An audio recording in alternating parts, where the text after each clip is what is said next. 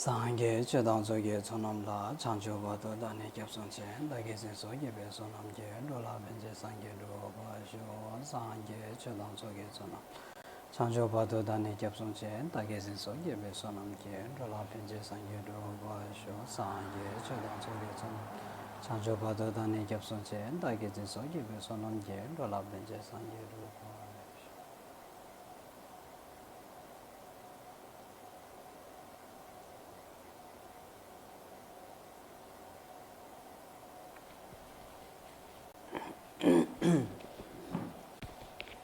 Okay. You can hear? Can you? Yeah? Okay. So yeah, thank you so much for the introduction.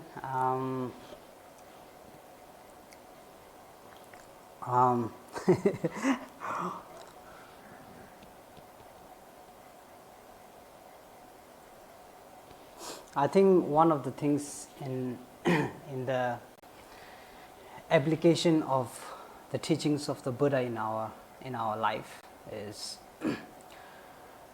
generally when teaching Buddhism, especially teaching Buddhism in the Mahayana tradition, focuses a lot on enlightenment, focuses a lot on the ground and the path, focuses on structuring the build-up of our, what do we say, our abilities, especially in regards to qualities, the 10 paramitas or the 6 paramitas, and then from there moving on to developing what are the 3 principal aspects of the path, which would be renunciation, bodhicitta and the view of emptiness, and finding a very solid ground, a very stable ground to build these practices, and a very, very, very strong,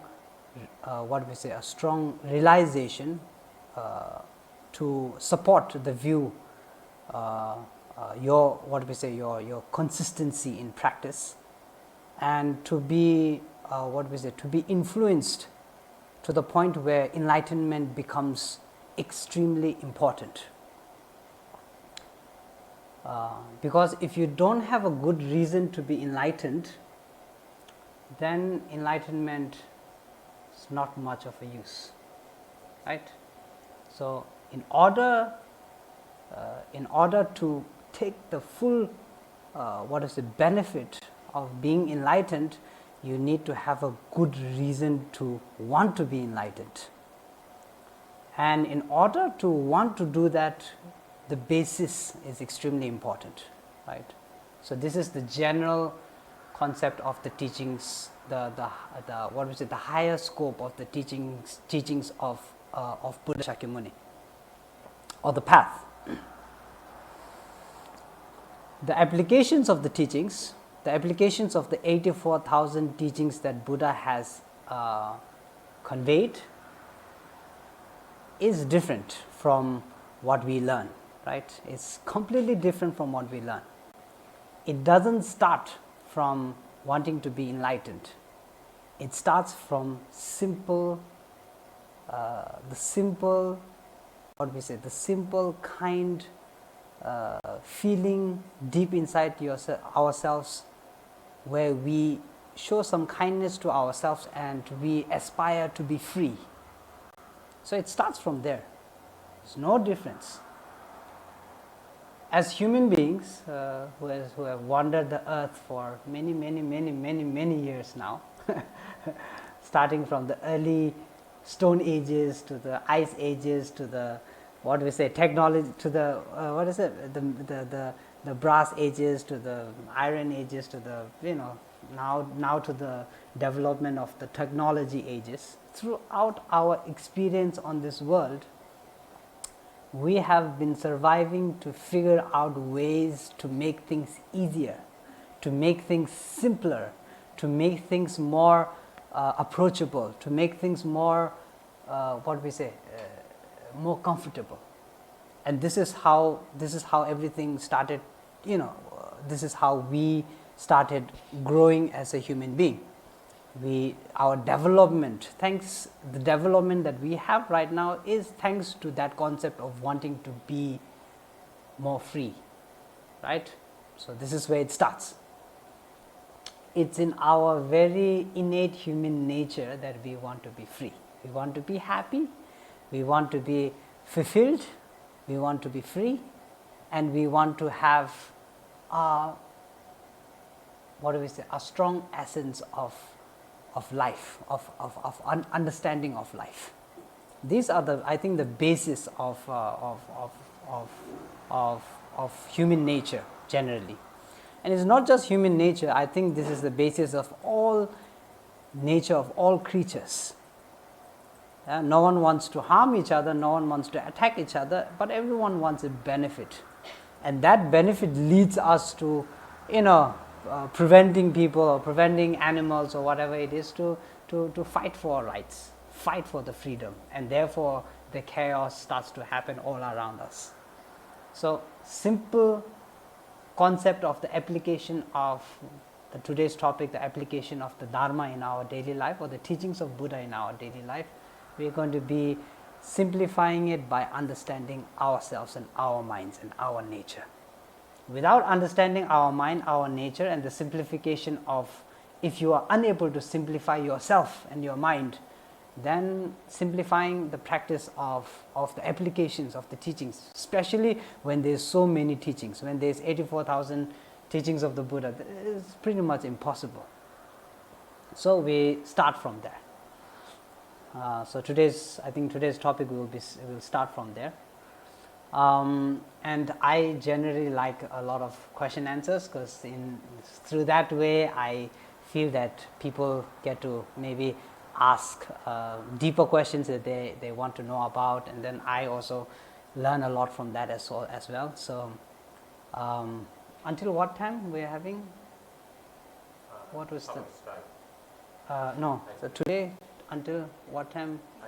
8:30. Okay, so we have 7, 8, 8:30. So 1.5 hours. Yeah. So maybe we'll do about 45 minutes of I'll give today's topic, and then maybe we can have question answers, more discussion, and more communication. Yes, everyone's okay with that? Fantastic.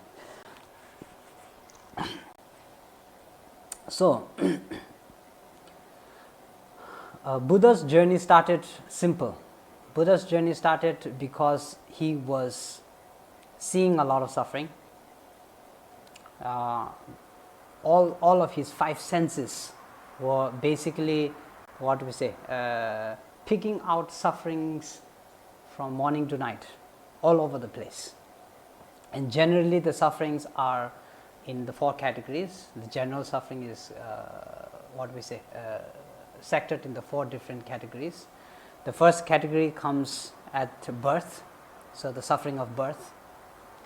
You see, suffering of birth starts from the concept of samsara, right? When we are in samsara, and we are, we never asked to be in a place where there is suffering. It happened. Right? We were born, we never asked. If you look around yourself, and if you look around the places and the people that you know in your life, you never asked for any of those. It happens, right? So samsara happens. Samsara happens through the concept of cause and condition. Yeah? In general, we say karma. In Buddhism and Hinduism, the word karma is thrown around a lot, to the point where some people, especially Buddhist practitioners, they use karma as an excuse. Right? Oh, this, I couldn't do this. Oh, this didn't happen. Karma. Oh, this didn't work out. Karma. Oh, you couldn't do this. Oh, it's my karma. Oh, she couldn't do this. Oh, it's her karma. So we do throw it around a lot as an excuse. But in general, karma is simple. It's the concept of cause and condition. Yeah, similar to the concept of motion. Right? We have Einstein's law of motion. Is it? Einstein, or who is it? Einstein's law of motion. Every, what do we say, every action has a equal, equal and opposite reaction.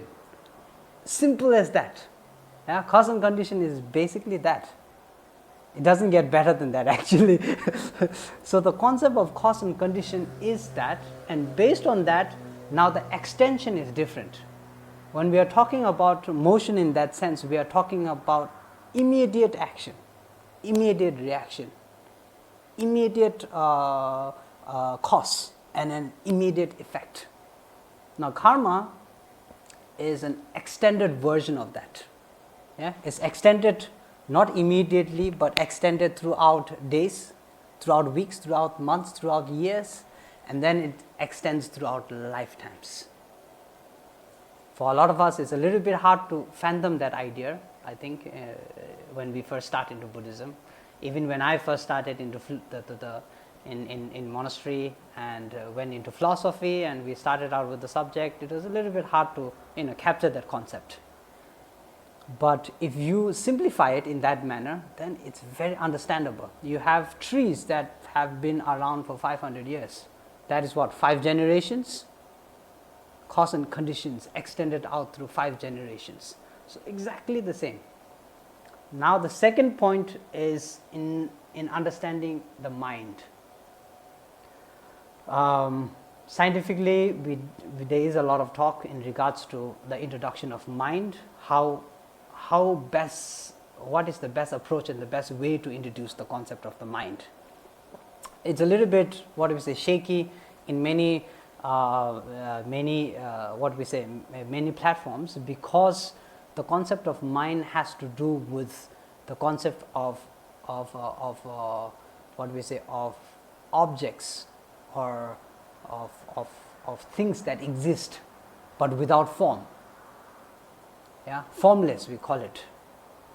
So in Buddhism, they talk about the formless realm.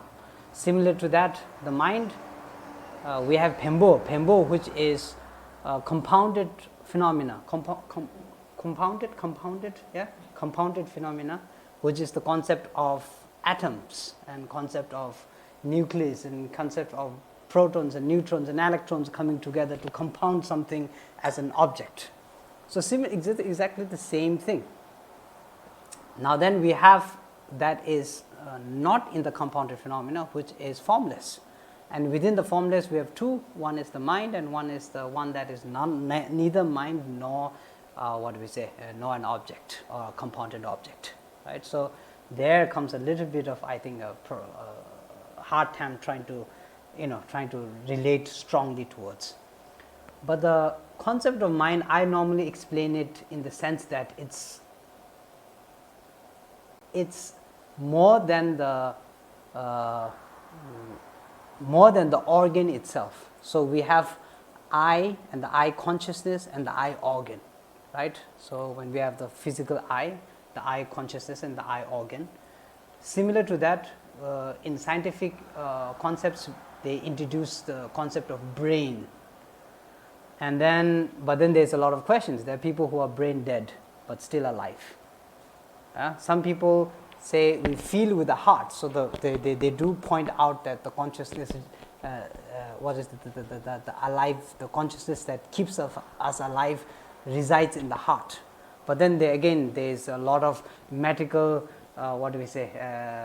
miracles where people actually still alive with what we call mechanical hearts. So within the Buddhist philosophy, there is also different philosophies that do point out that the mind exists in different forms. One of the philosophers within the Buddhist philosophy actually pointed out that the mind is spread throughout all of our body. And sometimes it does make some sense, because when we learned science, we learned that every cell has a what do you call it? Nucleus? Is it nucleus? Yeah, so every cell has a nucleus, something that keeps it active, something that makes it run around, right? Something that just keeps it alive, sort of thing. So from that sense, actually, there is some support in coming to the conclusion that the mind is actually spread around all of our body as well. But then that again is something that you can debate on and figure out. But generally, just the outline of a mind. Now, when it comes to understanding the mind, I think mostly it has to do with the primary mind and the secondary mind, which involves very strongly with emotions. Yeah, when we have the capability to perceive, to conceive, to understand, and to be aware. Now, those are the basic functions of the mind. Our ability to do that sort of like kickstarts the existence of ourselves in itself, right? So our own existence only comes into existence when we have that ability to be aware of ourselves. Imagine you not being aware, you're not being aware of yourself, right? There are people who have these problems, who have what do you call it? Sense. They can't sense things. So, like they don't have the capability to sense things. So they keep hurting themselves. Some of them, they say people who have that condition, their limbs normally, they lose all of their limbs because they have no sense of the limbs. They can't feel. Yeah. So they chop off their hand without knowing. They chop off their, they bang their toes. They break their bones, and they end up not having limbs at the end of their life because they are not aware of it. That awareness doesn't exist. So the awareness comes from the senses, the ability to be aware of that tactile sense, right? So something like that. And then from there, then comes the concept of you being you being alive, you being in coexistence with yourself, in where awareness is the key function, right? Does that make sense? Where awareness is the key function, and then from there comes, okay, if you are aware and you have cause and conditionally you have a body, then comes the concept of what are you supposed to do with the body? What is the body meant? Why is the body even in existence? How did the body even come into existence? Yeah? So there comes the concept of samsara and renunciation. I think this is the basics of wanting, if you want to study the philosophy of Buddhism, that would be the basis of understanding where Buddhism actually starts. Yeah. So then, now within the teachings of the Buddha, we have many categories. The categories that I learned basically from the university that I studied in would be we categorize it into the 5 different teachings, right? It starts with paramita, then it goes into madhyamika, then it goes into vinaya, then abhidhammakosh, and then existent throughout all of these courses comes tenets. And tenets is, I think, the formula to actually understanding Buddhism. Now, the system of tenets has a lot to do. I think nowadays it's a little bit lost, but if you read the sutras, if you read the 84,000 teachings of the Buddha, the tenets is applied in each and every teaching, which is question and answer. That's the basis. An ability or the option to ask questions when there is doubt. An opportunity to have that doubt cleared out. And if not cleared out, an opportunity to discuss and debate on that doubt. That exists. So therefore, the famous saying of Buddha, which literally means, just because I'm the Buddha and I taught this and this and this, don't take it whatever, simply just because it comes from the mouth of the so-called Buddha. You need to check it, just like you would do when you are refining gold, right? So when you refine gold, just because you say, oh, there's gold in this mud, doesn't mean you keep the whole mud, right? What you do is you refine. Sirshi darwa tsekpa means first you, what do you call that? panning, yeah, so you pan, then after panning, then you get the thing, then you burn, you melt, and then after melting you separate, and then finally you get the gold, you get the pure gold. So similar to that, you have to do that, and this comes by applying the formula of the tenets. So the tenet basically touches the concept that you have all right to ask questions of doubt. Yeah? The more clearer things are to you, the more applicable they are. Have you ever wondered why you have studied Buddhism for a very long time, or you have heard about the Buddhism and it captured you to a point, but then after that somehow you lose some sense of it, and then the interest is not very, it's first it was dangling around it, but then slowly it disappears. Then sometimes you find it again. It's like a key, right? Then sometimes you misplace it, then you don't find it again. So similar to that, right? And that is because we don't see the importance in it. You have not been convinced. You have not cleared out your doubt.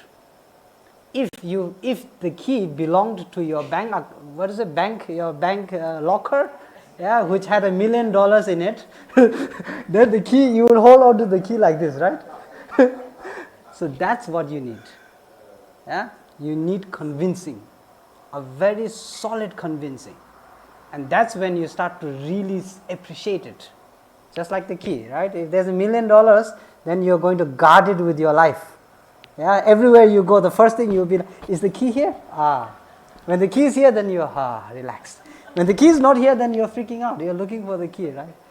So it's exactly the same as that. The concept of understanding, there has to be a valid reason behind it. So I think this is an important point, because it's not just Buddhism, I think. It's anything you do in life. If you find that validation in it, then you hold on to it with dear life.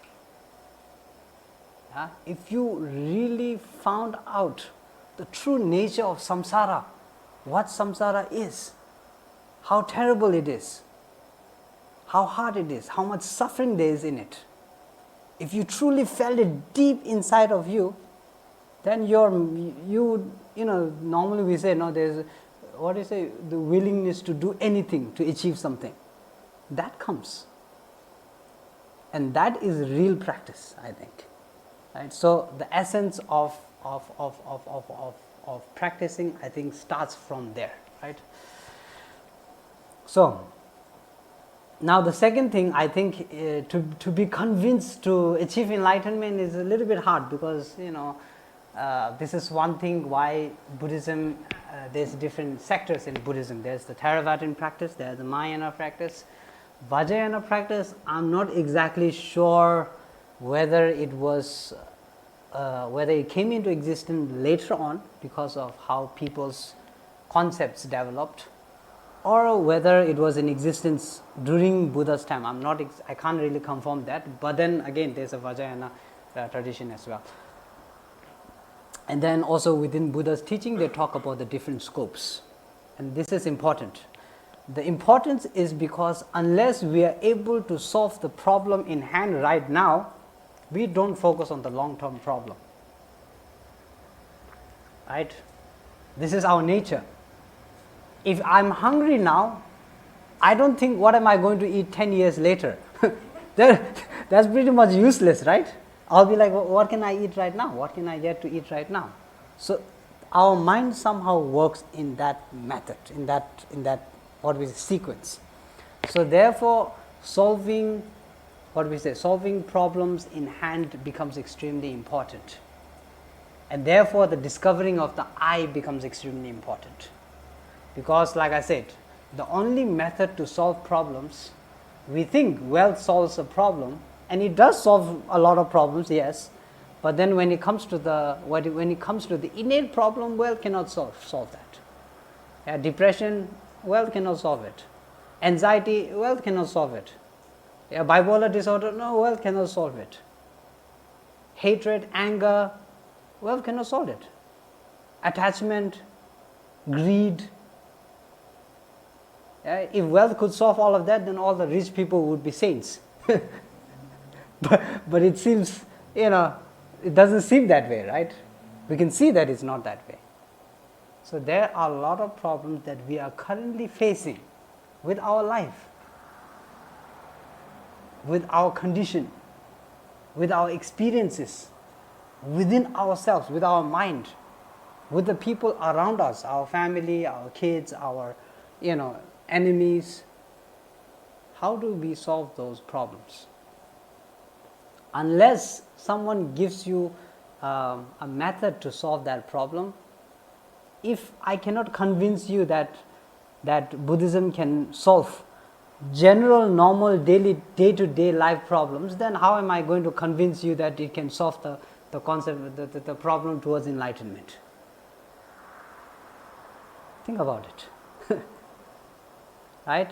So we need to focus on that part. It becomes important. It becomes important because that is the key to enlightenment.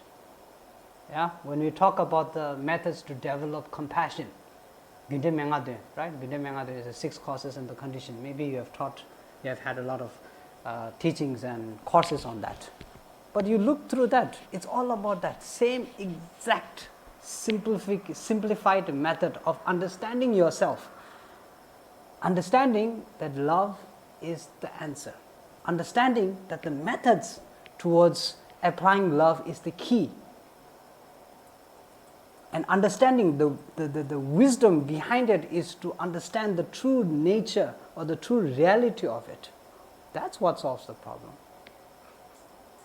Yeah, the balance of wisdom and method, we call it. Tabshe Sungde.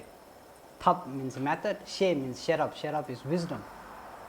So you put these two together and then you start to apply. That's when things start to make sense. So the Buddha's teaching simplified, I think, would be that for the start. Yeah? Start is discovering yourself. More than discovering yourself is discovering your mind. More than discovering your mind, it's discovering who you are. The attachment you have is a part of you in so many different levels. You're attached to the ones you love. It's very personal. The anger you have, again, is very personal. If the anger you had was general, then if I hated someone, that person would have to be the object of hate from everyone else. But no, that person is the object of hate of only me. It's personalized. There are personal reasons, they say, right? Personal reasons. So it's personalized. And unless you discover those personalized emotions, how are you going to signify that personalized emotions to build up to a wider audience? You can't. So the same thing happens with love. Love is also personalized. The difference between the love that comes when you're enlightened and the love that you have right now, no other difference other than it's personalized. Okay? So you need to understand that personalized love to be able to understand the concept of why love all mother sentient beings. Right? Make sense? So that's, I think, the beginning. Then to be able to do that, there are a lot of, you need a lot of qualities. Just like when you are raising your child, you need a lot of qualities, right? Yeah. If you are a parent, you may understand that. You need a lot of patience, you need a lot of care, you need to give a lot of time, right? They cry in the middle of the night, they poop, they scream, they shout, they scramble, they everything. So the qualities that you are applying in order to nurture that person is, I think, a quality that needs to be developed towards yourself as well. I always use this phrase. I always use this phrase, which is, you need to learn to look at your mind like your own child. Because your mind is exactly the same. It goes crazy when it doesn't get love. It does. Yeah? And when there's no understanding from the other side, again it goes crazy. When there's no patience from the other side, again it goes crazy. So you look at your child and you look at your mind and you say, what's the difference? Really, what is really the difference? Do you really see a difference? Aside from the form and all of that, okay, keep that aside. But the true reality of it, the nature of it, it's no difference. So, I think that is one of the most important keys in understanding why you need to practice Dharma. It's basically saying you need to learn to be a mother. Not to your child, but to yourself. Yeah? And in order to do that, you need to see the importance of yourself as well. Some people mistake that with pride. And I've had that question a lot. Right? Wouldn't that be pride? Like, if I look after myself, care for myself, be nice to myself, isn't that pride? Isn't that ego? Isn't that, maybe I'm going off track there. Come on, you can tell the difference very simply whether you are proud or whether you are loving. It's not hard to differentiate. Right? It really isn't hard to differentiate. You can tell when you are pride. When the pride comes up, you can tell it.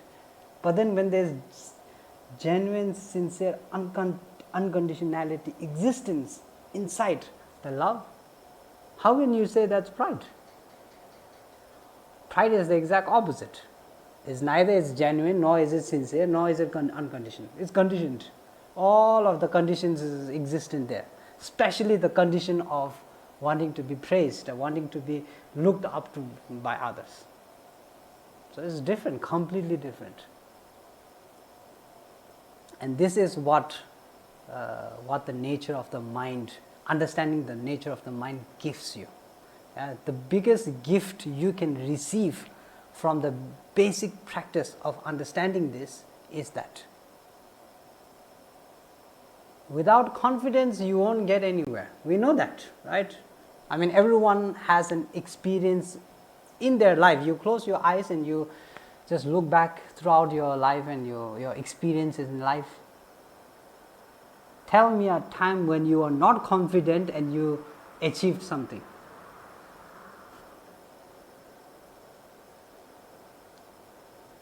Normally, when we are not confident, we tend to run away, escape.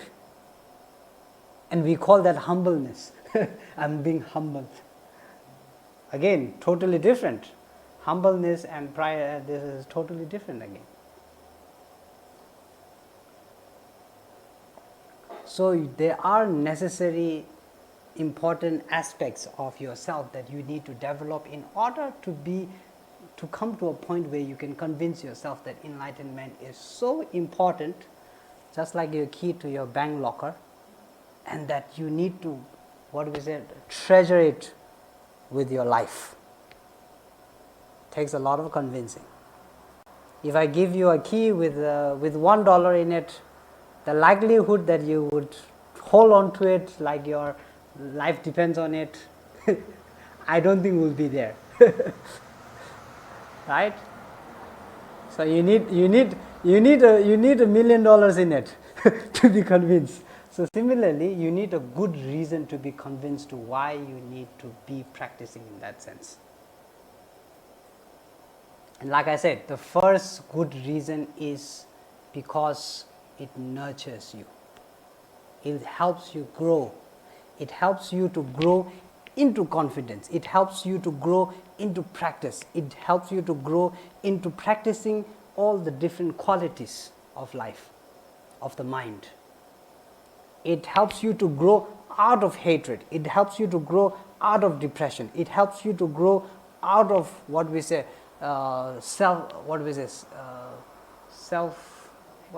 putting yourself down, self-hate, self-hatred. Yeah, so it helps you get out of those things. And how does it do that? Because it teaches you to nurture your mind like your own child. Basic.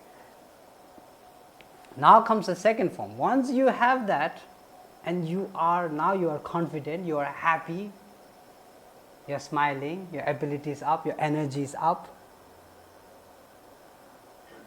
Now someone comes in, looks at you with a what do we say, with a stare and a glare. It doesn't affect you anymore because your mind is strong. If you have a lot of self-doubt, self-resentment, then when someone looks at you like this, the other person is only looking at you, but you yourself is punishing you. You start punishing yourself. You lock yourself inside. You close all doors and windows. You don't want to talk to anyone. Then everyone you start to see, you're starting to doubt. Oh, what are they thinking? What are they saying? Simple as that. The method, you see the balance there. Now once you, like I said, once you're out of there, and when things from outside don't affect you in that way, and you're more confident, you're more strong, and your abilities are up, your patience goes up, your, what do we say, your generosity goes up, your enthusiasm goes up, your ethics, your morality goes up. Now when those start going up, now you start sitting down and meditating on the 6 causes and the condition. Oh, that's when you start to see the real development. And then you start to see why it's important to love others. Because without you really understand, without love, nurturing is impossible.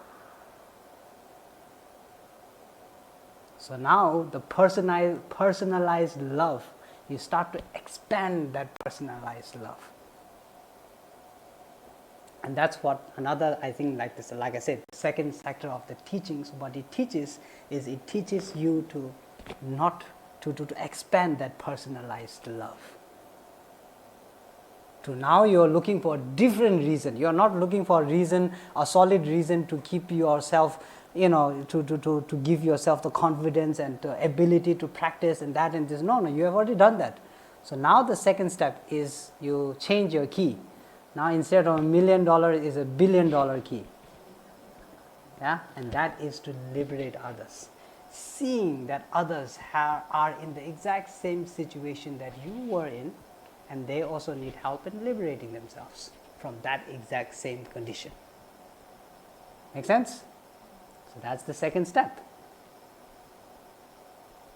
I think when we talk about the Four Noble Truths, the Four Noble Truths is such an amazing teaching. It touches all of the 3 different scopes. It touches all of the different methods. It touches the Theravadan method, it touches the Mahayana method, it even touches the, what we say,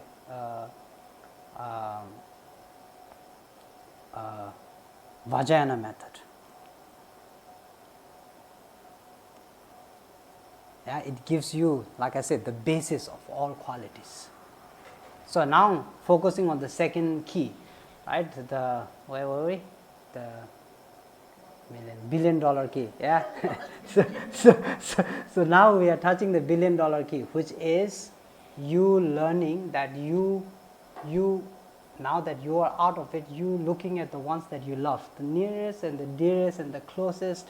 Maybe if not a person, because we have problem with people, right?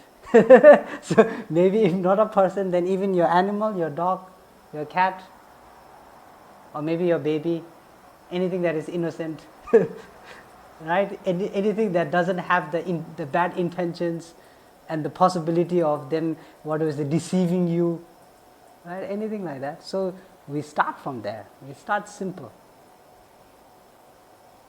and our need to want to liberate them becomes strong, and that I think already exists within us. How many of you who are willing to give up, I don't know, a kidney for the person or for the closest one that you have, right? To closest one that you have closest to your heart. A lot of people, they are willing to do it, and there's no strings attached. It's very genuine, sincere, and unconditional. And these are the qualities that need to exist in practice. If the love is not genuine, not sincere, not unconditional, then the love is what we call fake love. It's like the salesman trying to show you some, what do we say, some kindness and some, good gesture so that you will buy their car, something like that. The moment you buy the car and you sign the check, then he doesn't know you anymore. He's not as kind as he should be. So it's similar to that, right? So we need to learn to not attach it, to make it more genuine, sincere and unconditional in that sense. And we understand that. I call it the spark towards great compassion. So we do have the experience of that spark from time to time. All of our life we do have that spark, especially when you meet someone that, that touches your heart. First time love. Generally first time love that exists. Then when they don't know how to love genuinely, sincerely and unconditionally, then that love turns into something totally different. There's the saying, right? We fall in love with the angel, then we live with the human, and then we divorce with the demon. but all of the three are the same person. So something like that, right? It changes because our quality of love doesn't exist anymore. The quality of the love changes, and so does the form outside. It starts to change. Yeah. So now comes, like I said, these are the methods. The second key, and then learning to expand that, bringing more and more into your circle, expanding your love, because it grows. Like I said, if you are able to show it to 1 person, 2 person, 3 person, then the willingness to show it to 10 person grows. When you are willing to do it for 10, then 100% grows. It grows like that, and it grows again. It grows because habituation. Habituation is another method, a very, very, very important key of Buddhist practice. Our mind, I always use the example of our right hand and our left hand. I always say the mind is exactly the same. If you are right-handed and you write with your right hand and you are 30 years old and you are really good at signing papers very fast, it's because of 30 years of experience. If you are willing, if you are not lazy and you are patient and you are willing to give 30 years to your left hand, I promise you, you will be able to, if not better, you will be able to write as well as you can with your right hand. But it takes patience, it takes practice, and we don't have patience, we don't have time. Especially in the modern days, nowadays, we don't have time. Everything has to happen right now, consistency. And this is one thing that we have been dealing with. Right? In the olden days, they travel from one place to another. It takes months. Then they brought in what you call horse chariots. Then it took weeks. Now you have cars. It takes hours. And then came planes. We're constantly battling with that, battling to improve that. But it's just making things worse in some ways, right? So that I think is another important key, that you need to understand that your mind is as flexible as you make it, and your mind is as rigid as you make it. If you practice in rigidness, it will become so rigid by the end of the day. Yeah? If you practice forgiving, it will be so forgiving by the end of the day. If you practice compassion, it will be so compassionate at the end of the day. But you need to be patient. The willingness to practice. Applying, like I said, applying the 10 parameters. The 10 parameters I think are very, very important. Generally 6 parameters. Now the last 4 parameters are to do with the path and ground, so we will not focus that. I mean, even though it can be applied in daily life, we won't focus on that. But the 6 parameters is extremely important in application. Jimba is generosity. Then Tsutim is ethics, morality and ethics. Then Soba is patience. Tsundu is vigorance, joyful effort, joyful effort. Then something, what do you say? No, something is inside concentration meditation. Something is like sort of like clear concentration. Yeah, clear concentration is it develops your ability to focus, single pointed concentration, something like that. Because our mind again without focus doesn't get very far. Yeah, you're what do you call that?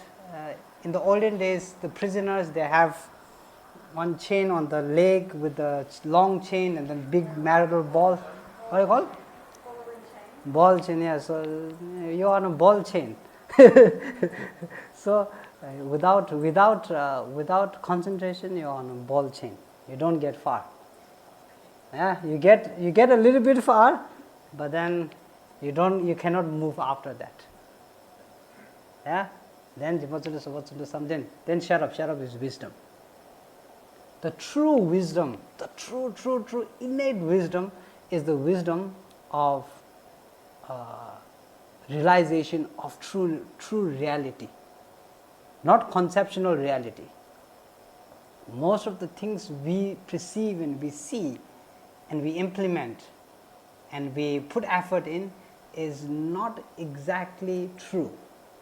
It's conventional. I always debate on this, saying, if this is true, if this, let's say this belongs to me, right? This is mine, right? So I say this belongs to me, and this is very important to me. So if the truth of this belonging to me and the truth of this being as important as it is to me, if that is true from its own side, then it would have to be as important as it is to me, to all of you. That's true reality, right? But no, it changes. To me, it's important. To another person, he doesn't even know what this is. There's a ball, there's a stick, what is it? For another person who understands this, says, oh yeah, this is something that maybe they used to sing and maybe, dance or something like that, because it makes sound. So the true reality of this changes from each perspective. You go around the room asking what is this to each and every person, different, everyone says different. For some, this wood itself is very important because this wood is, what do you call that, people who study wood?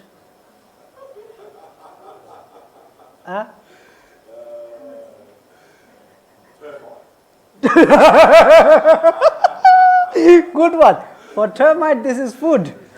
How many of you think this is food? Yeah? So the true nature of this changes from perspective to perspective, and therefore it's called conventional truth. It's not the ultimate truth. Does that make sense in some ways? Yeah? So, similar to that, everything we have around us that we see, we perceive, we view, we think, all basically conventional. In many different levels, it's conventional. So the innate wisdom, we are not talking about the innate wisdom when we are talking about the 6 paramitas. This is innate wisdom, as in maybe the third day we are talking about it, emptiness. So the view of emptiness, we talk more about it on the third day. So that is what we will be talking about. True, what do we say? Wisdom. Shut up. General wisdom is, I always say, there's a little bit difference in everyone how they like to apply, but I always say it's balance. It's your ability to balance.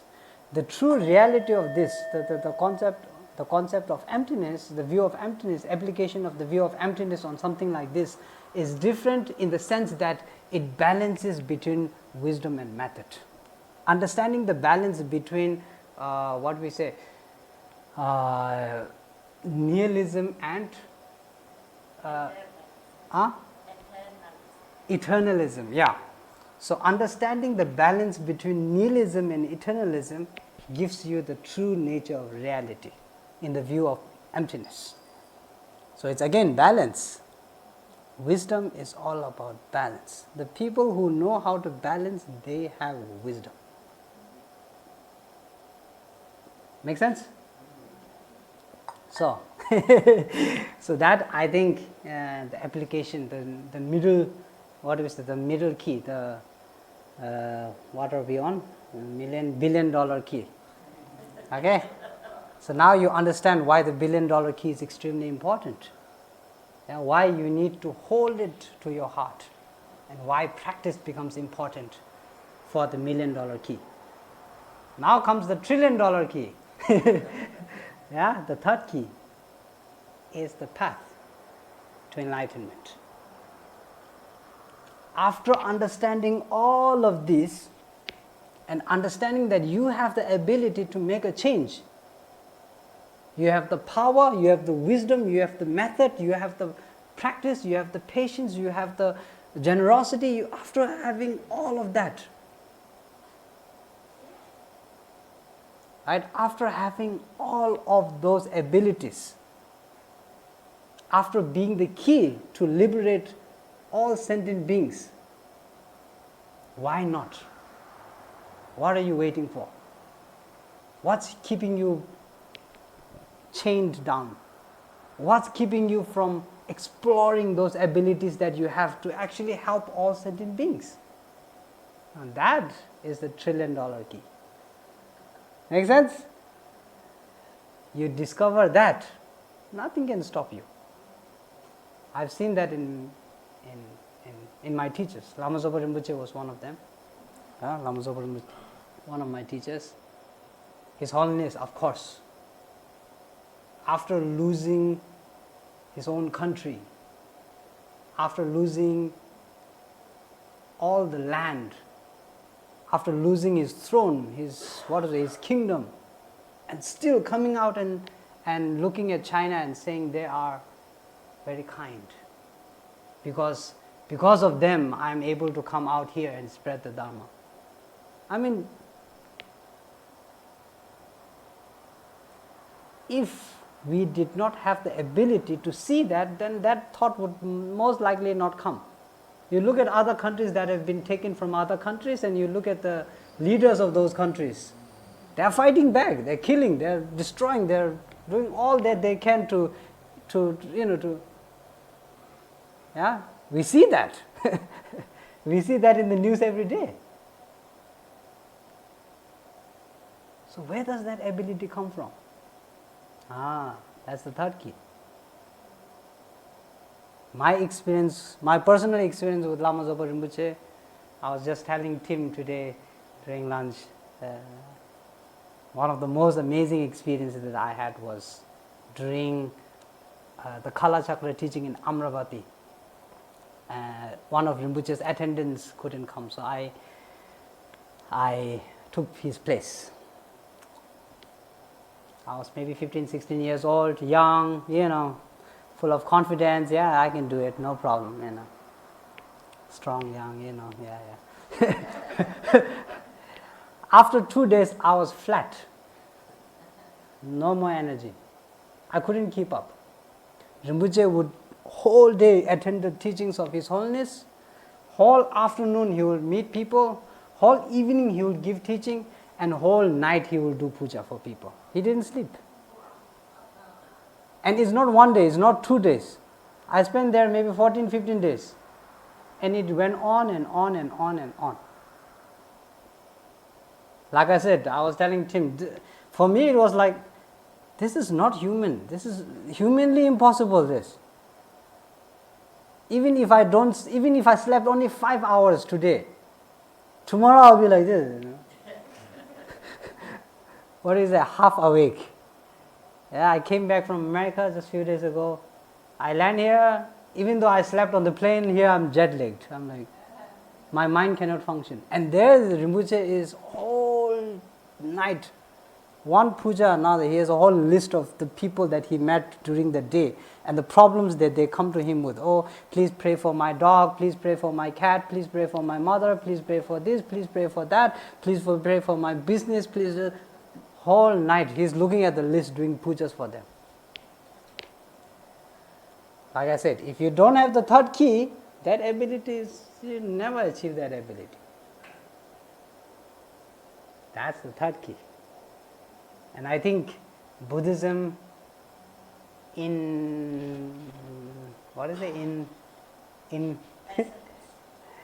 engrosses,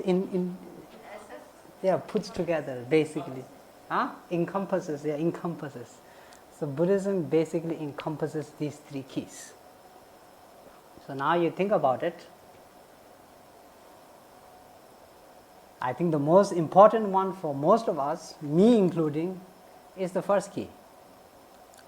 Because like I said, without the first key, the second key, you can't achieve the second key. Without the first and the second key, the third key, you cannot achieve the third key. So it comes level by level, practice by practice. And the most important practice comes through patience. During the meditation 10 days meditation immersion program, we focused a lot on patience, because patience on its own has a whole category of a meditation. Generally in meditation we have single pointed meditation, then we have contemplative meditation. Generally we focus on those two. And a lot of people focus on single pointed meditation.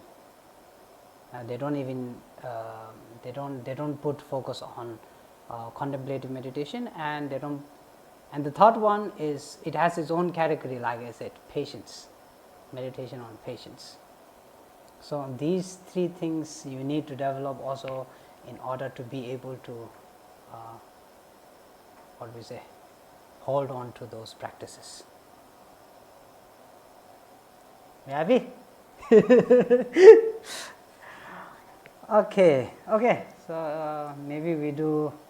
I hope this is good enough information for today in regards to applying the teachings of the Buddha, and we can do question answers, more in-depth question answers in regards to this. It's interesting that you just said there about patience meditation. In some respects, isn't meditation, sitting there and doing it properly, for an extended period, that's patience itself. Yes. But how do you do patience meditation? So, the concept of patience, I think, starts from the idea of, like I said, the concept of patience comes from it starts from the application of tenets, logic and reasoning. If it's your kid, you're patient. If it's not your kid, you're not patient. Basically, right? So, if it's someone else's kid, screams, shouts, you don't get, patience doesn't exist. Then you complain. So one of the first steps to patience is, I think the key is the application of tenets, logic and reasoning.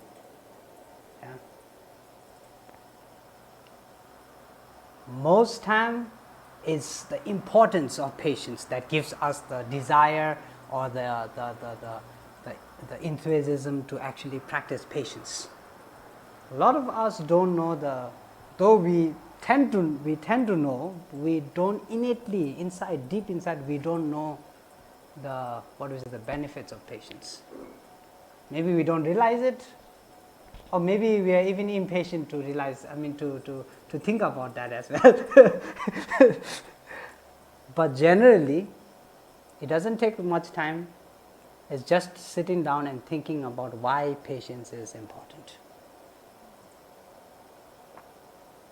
and how patience develops by you presenting the case of patience. If you put down the case of patience and say, okay, patience is important for this and this reason. Now you put on the other side, why I shouldn't be patient. Because there's a lot of reasons why I shouldn't be patient as well. Right?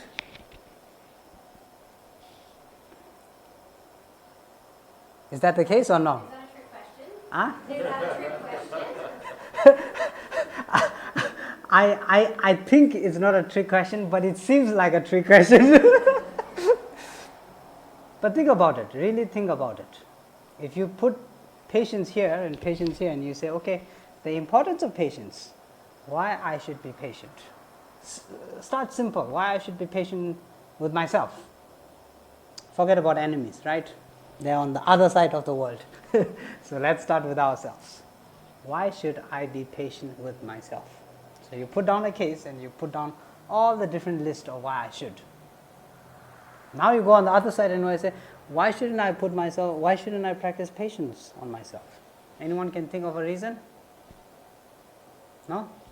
Anyone? No? We get what you want straight away. Yeah, that's a good one. Yeah. So if I'm not patient, I get what I want right now. But I think that has less to do with you and more to do with the other person, right? Is the other person not being patient? But again, it's a good case. So something like that. You put that on the table. Another thing. Let's talk. Huh? We are just rushing. Good point.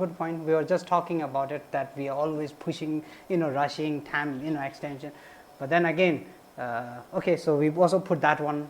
And another thing I think a lot of people focus on is, if I'm patient, then I become lazy.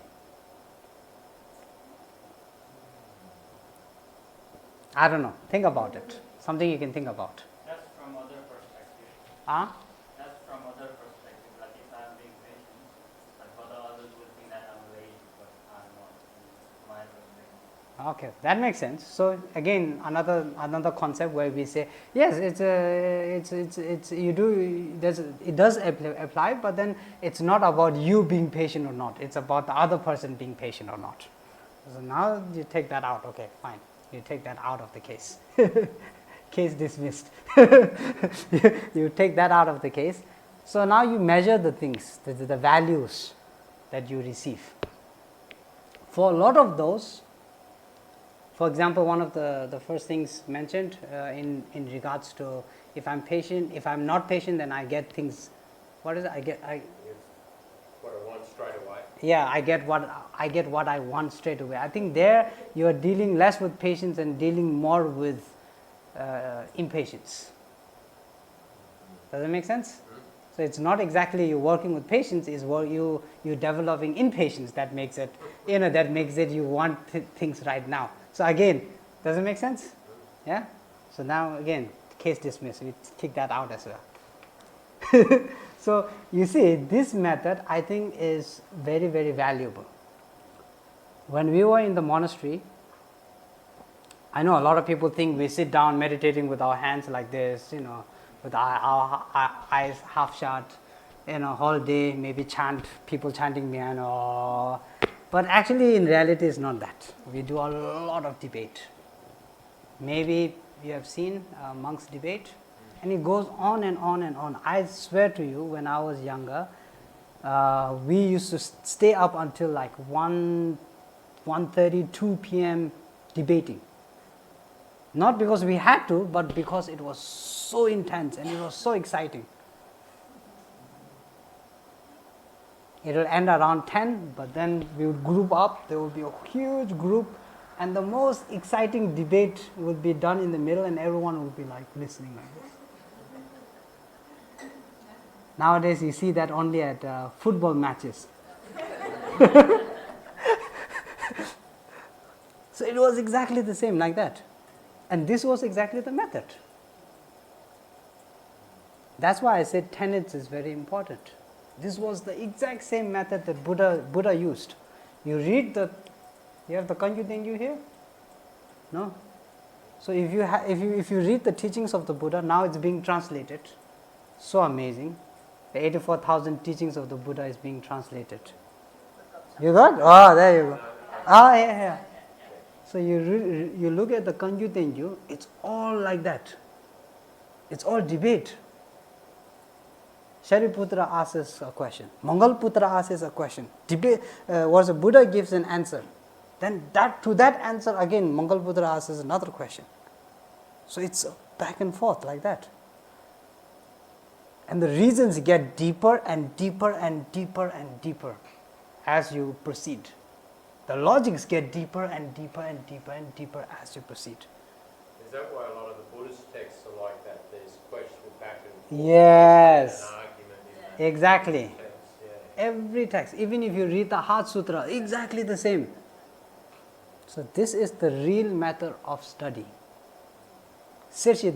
Like I mentioned earlier, just because it's a word spoken, don't take it. Experiment on it. Check it. See if it makes sense or not. Because senseless things are useless. Right? We all know that. What is a senseless thing that is feels so useful? No, nothing. So finding sense is extremely important, even in the teachings, even in your life, your goals, your ambitions, your admirations, your perspectives, your views, your applications. Everything has to be sensible. When it's not sensible, we become impatient. So this is the thing, I think, the importance of that application. Using this exact same method to figure out what is the right method for you. Yeah, we have the, generally we talked about today, we talked about the 3 different keys. So generally the 3 different keys, where are you exactly at? Yeah? Then if you go deeper into it, like I said, there's 84,000 teachings, there's all kinds of different methods. I always say,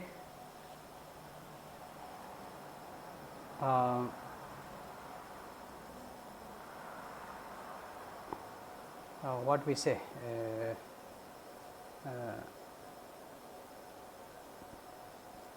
a professor, is it professor? A professor is a person who has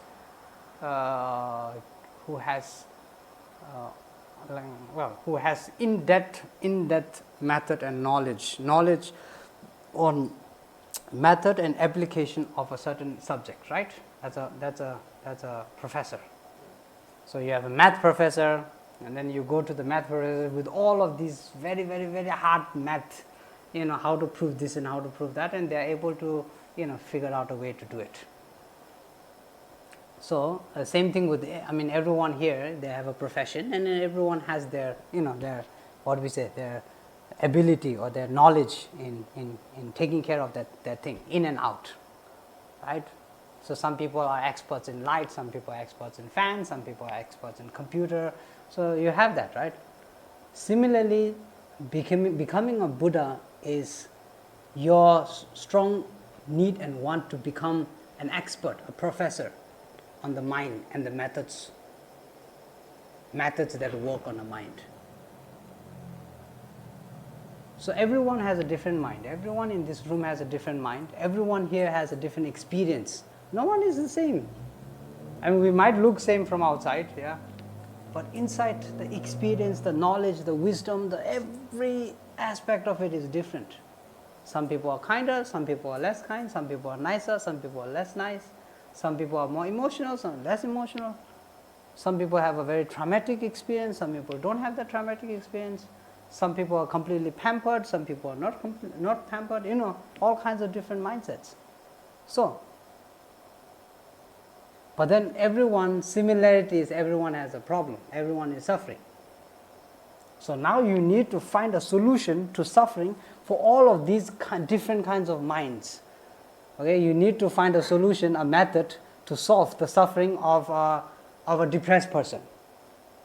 You need to find a method to solve, help this person who is a happy person to escape suffering, an angry person to escape suffering. So basically, it's like you becoming a professor on the mind. So therefore, understanding your mind is understanding your method. And no one can tell you that. No one knows you better than yourself. And I mean that literally, no one knows you better than yourself. Yeah, this is one, I think Lama Yeshe spoke about it, becoming your own therapist. You heard about it, yeah? Yeah, becoming your own therapist. Why? Because you are the key to your own liberation.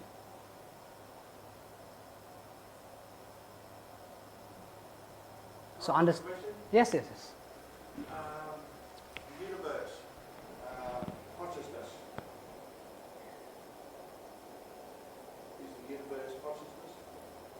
Is Or for?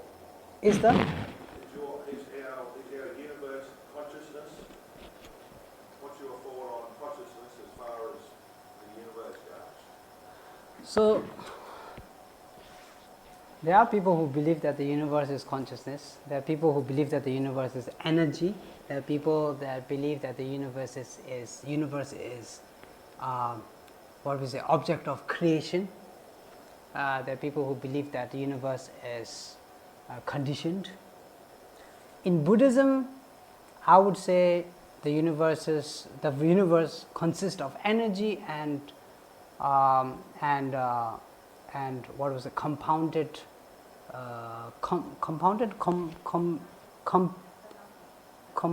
what is it? Compounded karma. Yeah, compounded karma. You know what compounded karma is?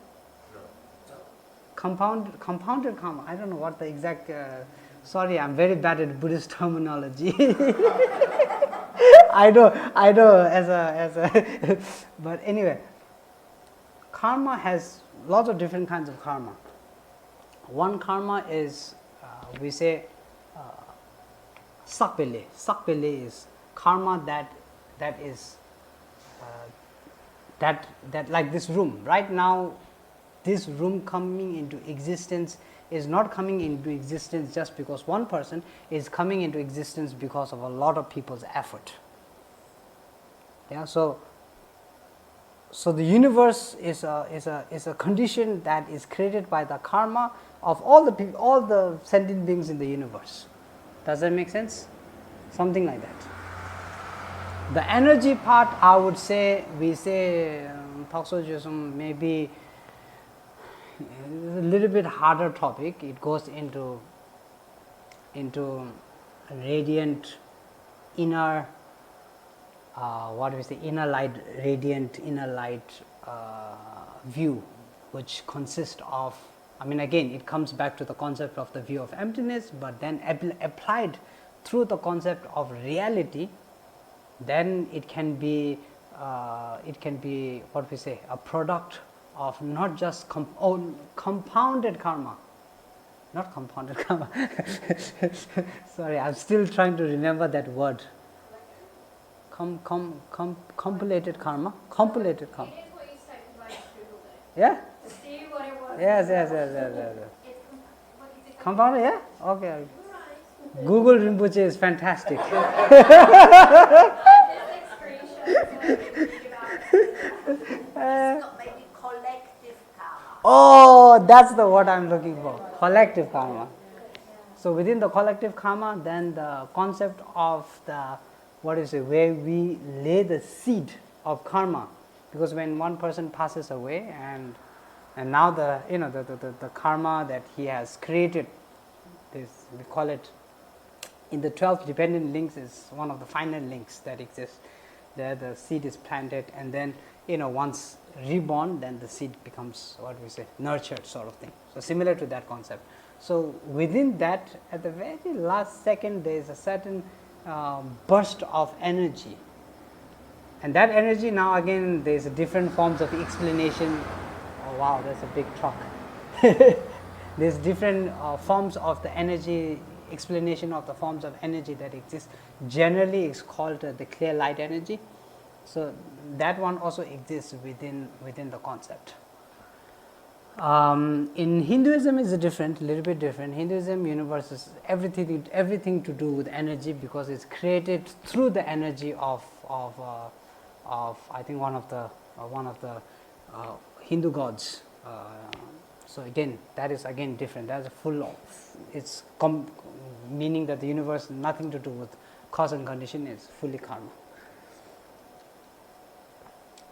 But yeah, in Buddhism there is a part of it that is energy, but generally what was the word again? Collective. Yeah, so generally collective karma. Make sense?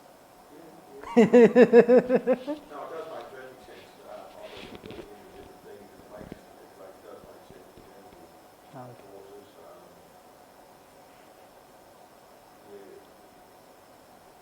Yes. question for you, No worries, no worries. Any other questions?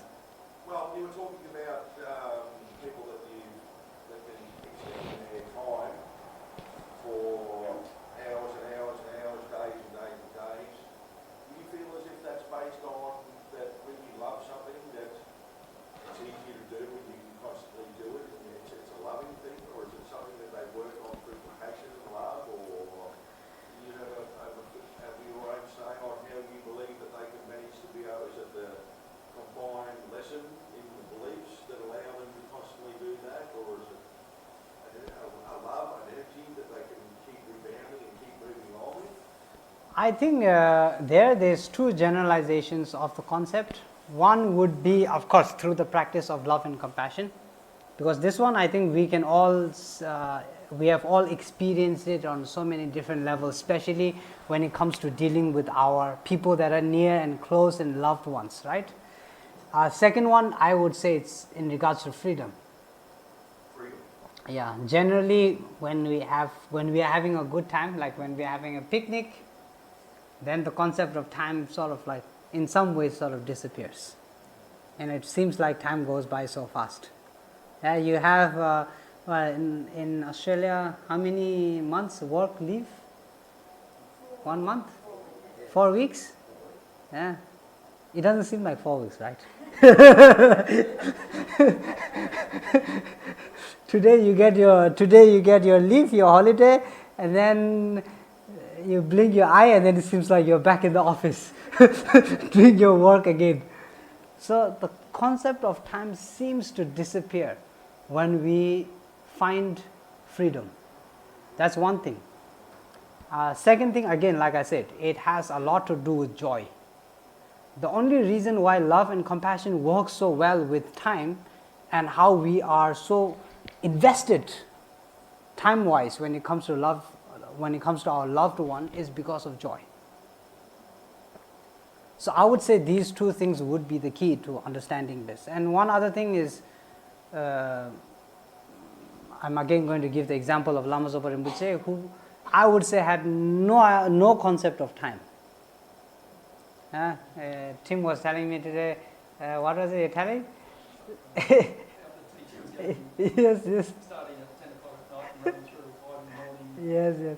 So Rinpoche generally, and this you can ask any of Rinpoche students, if the teaching was supposed to start at, like, let's say 3 p.m., it generally would end up starting at 10 p.m. or something like that. And if it was supposed to end at 5 p.m., it normally ends up at, like, in 5 in the morning or something like that. And you ask any student of Rinpoche, they would all have that experience. So like I said, the concept of time didn't exist, because the importance was not there. The importance was more on people, more focused on, liberating sentient beings, teaching, helping, that. So when that is there, then the concept of time completely disappears. So Might be like sort of like an enlightenment energy or something that just. Certainly, it's almost supernatural, isn't it? it's, yeah, like I said, it's really, really out of our comprehension, generally human comprehension, almost unhumanistic, I don't think can comprehend in such a way. But it's so amazing how the mind works on that level and that scale, where there is no, because we are so committed, and for us time is so important, right? Especially because of money. The only reason why time is becoming so important, especially in the modernized world, they say time is money, therefore it's important in that sense. So if you equal that as importance, and money being so important, therefore time becomes important. But for someone who doesn't equal time to something, cannot compare time to something that is productive, then time becomes, like I said, it becomes sort of like invalid. Similar to the holiday, the 4 weeks holiday that you have, right? Because within those 4 weeks, the validation of time or the existence of time is not important to you anymore. Yeah, the only time the time comes into play is when the moment when you come out of that joy and that happiness and that state, and then you go into the state where you what is it? You put time and money hand to hand. Now then it starts to shift. So something like that, I think. Again, I think the true nature of reality plays a huge role in it. You're realizing that the concept of time is not innate in the true nature of reality. Like I said, time is different for all of us. Today, if it's your holiday, time goes totally differently compared to me who has to work, right? Something like that. So the concept of time, again, if you're going to a comedy show, the concept of time is completely different to maybe right now where you're sitting and you're listening when someone blabbering, right? so again, the concept of time completely changes on that basis. So the true nature of reality of the concept of time again goes back to the concept of how we validate that and from what perspective we validate that as. So I think that is, some ways they say what, breaking through the concept of matrix, something like that. Yes. How can I find the reason to enlighten myself? How can you find what? The reason to enlighten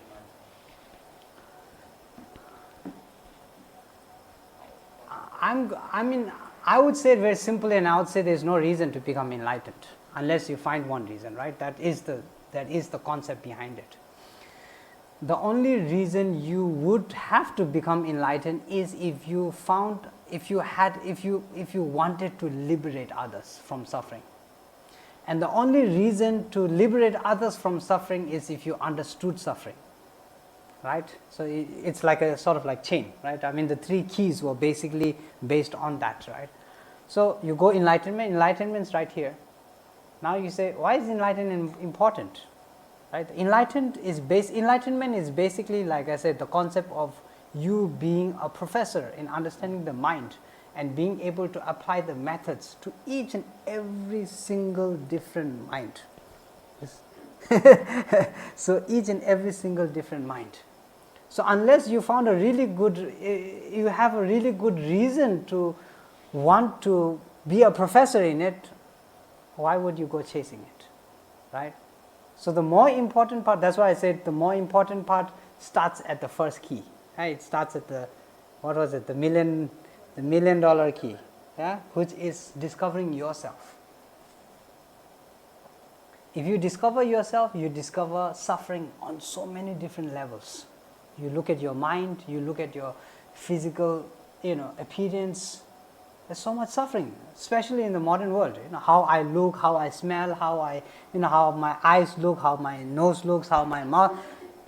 Everyone's suffering on that basis as well, and they're doing anything to change that. People are going under under knife. They say under the knife, surgery, some kind of surgery, like plastic surgery. Yeah. So you look at the body and you see samsara in the body itself. The body is so fragile. We think it's strong, it's big, it's capable, it's this, I have hands, I can move, I can do that. Yes, but you get one wrong prick, gone. It's as fragile as that. So you already see samsara in the body itself. Now you look at the mind, it's a whole total different thing. A lot of them, if we look at our own mind, in a lot of cases, we like to think that we are confident, we are able, we are capable, we are strong, we are that, we are this. Yes, but really look at it in reality, we are very afraid. The biggest fright we have is of uncertainty. We are measuring life with uncertainties. Then comes the concept of money. How important is money? How frightened are you of not having money? Another fright again. We deal with that every time. Then all of the other things that we need to feed this body. We need things good looking things, right? We need our house to be perfect, these beautiful flowers here, flowers there. Imagine having a dump right in the corner of your house. No, no, no, no, that's suffering. Yeah, you're feeding your eyes. Then same thing with the nose, we need to smell good, scent here, scent there, scent everywhere. Same thing with taste. We're always looking for the most delicious taste. And chocolate is so famous now, everyone eating chocolate. But then after eating chocolate, now again a new problem, your teeth. So it's a consistency, one after another, where one thing leads to another, simplified by the concept of suffering, the continuity of it. So when you really see this, when you truly see the reality of all of this, we always say, the reality of our body is that basically blood and guts and pus and bones covered in the skin. That's the reality of it to an extent. And yet we look at it like it's everything. Again, a misconception, right? It's a cause to suffering.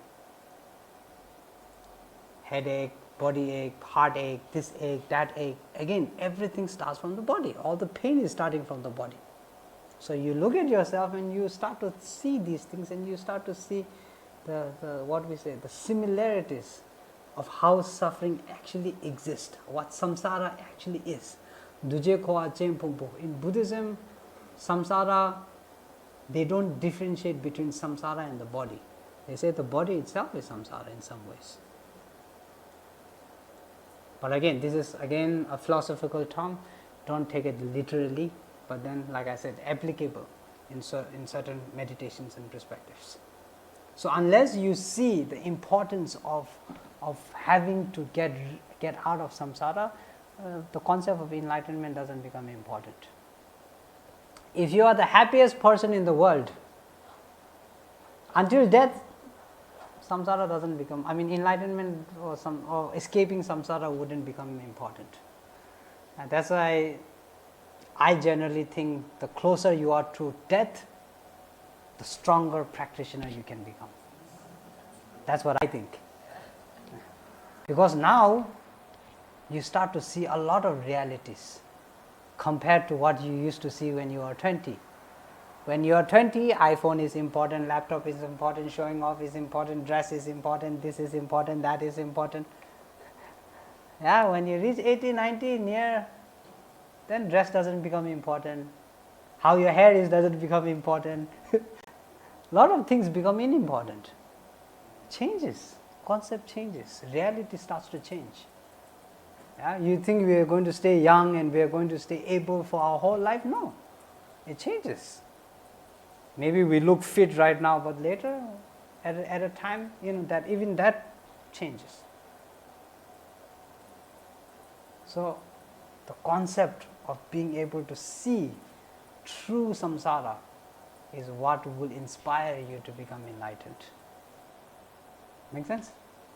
Was it Buddha when he wanted to find out what the suffering was, he wasn't looking for enlightenment, but he found enlightenment by taking that on. That's a good one. Exactly. He saw suffering. Yeah. You heard. I'm sure you all heard the stories where he went out on his chariot with his chariot, what do you call? Chariot driver, charioteer, and then he saw things that he never saw in the castle. Because the king was so worried that he would go out and wander as a saint, because that was one of the premonitions. Was it premonition? Yeah. Premonition that one of the saints, Brahmin saints made. That either your son is going to be the king of the world, or he's going to be an enlightened wandering saint. And the king was like, no, king of the world sounds much better than an enlightened wandering saint. I don't want the prince, being an enlightened wandering saint. So anyway, so he tried to keep him away from all of that.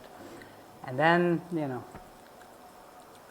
And I think this is also one of the teachings that you can never, no matter how hard you try to hide from samsara, you can never hide from it. It just pops up. So, while on the chariot, he saw sickness, death, old age, and then he saw the wandering saint. So, yeah, completely right. Okay, 8:35. Concept of time, 8:35. Thank you so much. Okay, I hope you enjoyed today's talk, and thank you so much for having me here, and such a fantastic, amazing group, and also environment here, the center. Yeah, thank you so much for everything.